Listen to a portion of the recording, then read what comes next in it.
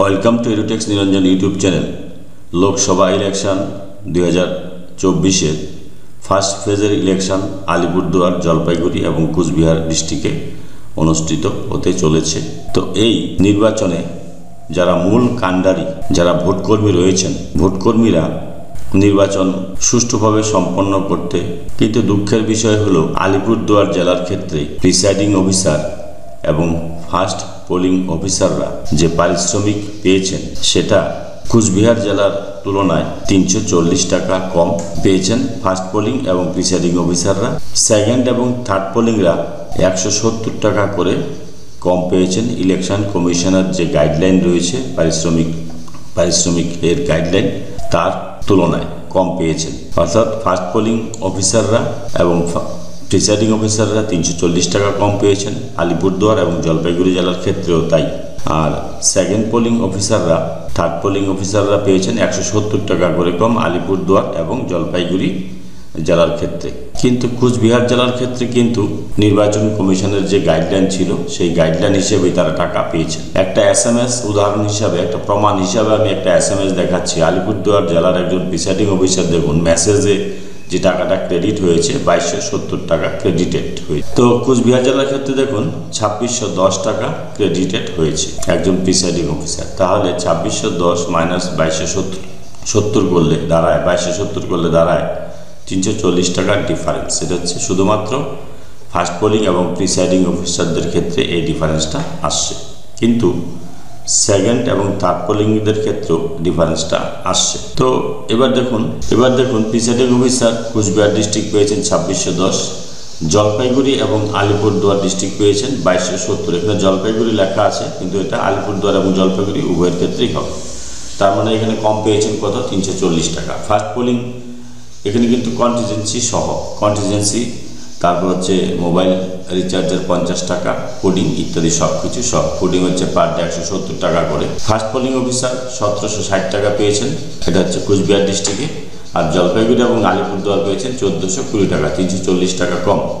Second polling officer Cooch Behar ডিস্ট্রিক্টে পেয়েছে 1510 টাকা, ইনক্লুডিং কুচবিহার ডিস্ট্রিক্টের ক্ষেত্রে কিন্তু 3 দিনের ট্রেনিং হয়েছে। কুচবিহার ডিস্ট্রিক্টের ক্ষেত্রে যে ট্রেনিং হয়েছে, ট্রেনিংয়ে কিন্তু খাবার দেওয়া হয়নি। তাহলে এখানে ডিফারেন্স কত আসছে? 1510 মাইনাস 1170, এখানেও কিন্তু 340 টাকা ডিফারেন্স আসছে। থার্ড পোলিং অফিসার 1510 টাকা পেয়েছেন, আর জলপাইগুড়ি ডিস্ট্রিক্ট এবং আলিপুরদুয়ার ডিস্ট্রিক্ট পেয়েছেন 1170 টাকা। এখানেও কিন্তু 340 টাকা ডিফারেন্স আসছে। তো এই ডিফারেন্সটা কেন আসবে, এটাই হচ্ছে প্রশ্ন। আপনাদের আমি EC এর গাইডলাইনটা দেখাচ্ছি।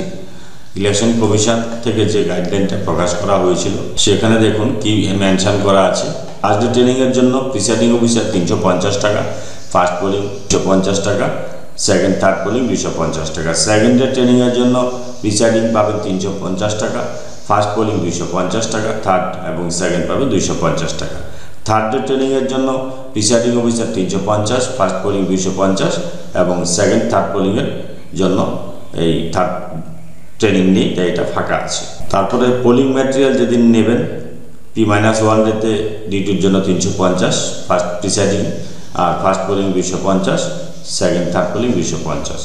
পোলিং ডিউটি করার জন্য 350 পি ডেতে, ফার্স্ট প্রিসাইডিংয়ের জন্য first polling 250, second third polling 250। এবার এটার সাথে 300 টাকা কন্টিজেন্সি এখানে কিন্তু অ্যাড হবে প্রিসাইডিংয়ের ক্ষেত্রে, আর 50 টাকা মোবাইল রিচার্জের টাকা অ্যাড হবে। এখানে কিন্তু 3 নম্বর পয়েন্টে বলা আছে। এবার খাবারের বিষয়টা আসি। দেখুন 5 নম্বর পয়েন্টে বলা হয়েছে যে খাবার দেওয়া হবে কত? 170 টাকার খাবার দেওয়া হবে per head on poll day, ভোটের দিন। তাহলে 170 টাকা করে পোল ডেতে দেওয়া হবে অতিরিক্ত, এটা কিন্তু মেনশন করা আছে। 170 টাকার অর্ডারটা আমি এখানে ডিটেলস দেখাচ্ছি। দেখুন, I am directed to order the governor to say the governor he has been pleased to accord sanction to provide lunch packet rupees 170 only per head per day to the polling personnel during lunch break first day of long general training। Training যে হবে প্রথম দিন, যে training হবে সেখানে long general training হবে, সেখানে 170 টাকা দেওয়ার কথা বলা রয়েছে। এবং হ্যান্ডস অন ট্রেনিং যেদিন হবে সেদিনও কিন্তু একই 170 টাকা করে দেওয়া হবে। এটা কিন্তু ECI chief electoral officer ECI গাইডলাইনে বলা আছে।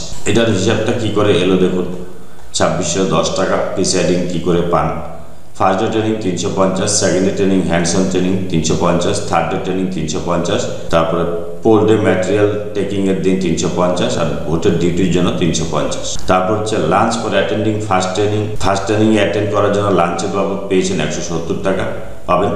Lunch for hands on training এর জন্য 170 টাকা, আর পোল ডেতে লাঞ্চের জন্য 170 টাকা, আর পোলিং পার্টির জন্য কন্টিজেন্সি 350 টাকা, সেলফোন রিচার্জ মোবাইল রিচার্জের জন্য 50 টাকা। এই হচ্ছে 2610 টাকা। এই 2610 টাকা কিন্তু কোচবিহার ডিস্ট্রিক্ট দিয়েছে কিন্তু প্রিসাইডিং অফিসারদের।